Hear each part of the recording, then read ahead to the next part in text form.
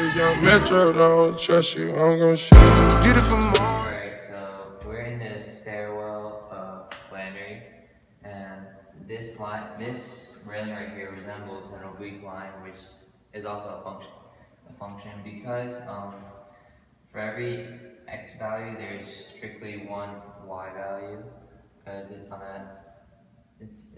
a slope, and this is important in calculus because in order for someone to have made this railing, they would have had to use calculus to make sure that it's a straight line.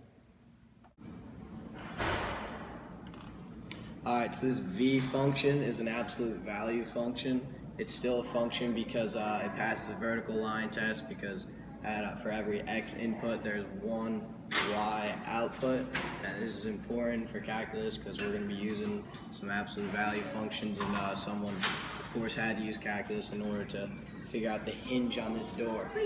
So yeah. Right here, as you can see, is a parabola, and that is also a function because this passes the vertical line test where every x value has one y value. And this is important in calculus because in calculus we use parabolas in our equations, and in everyday life it helps also with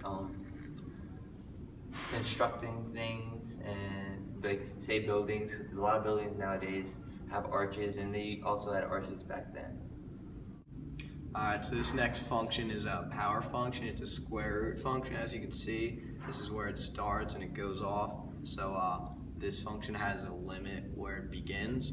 This is important in calculus because we'll be working with more complex equations, square roots, x to the 1/2, and we'll need them for derivatives and other stuff. So yeah, this extends. It's supposed to extend forever.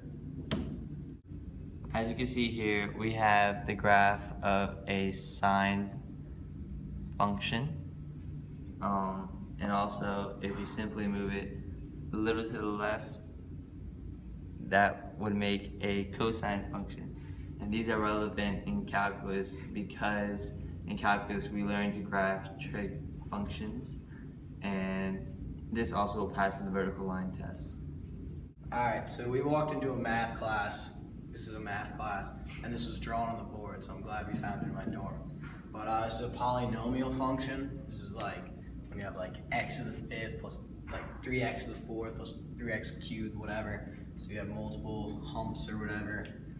You have the troughs and the, I don't even know what the name of them are. But this is important to calculus because, well, first of all, it passes the line test, but we'll be working a lot with complex functions such as these to find the slope at individual points, aka the derivative. But yeah, it's like a humpback thing. Alright, so on this skeleton that we have here, this spot in the middle of the spine is the origin. You can see that we have a cubic function going from here through the origin over here. Now this is a cubic function as well, simply because this is a vertical line test. For every x value, there is one y value. And although this may be a rough example, you get the point.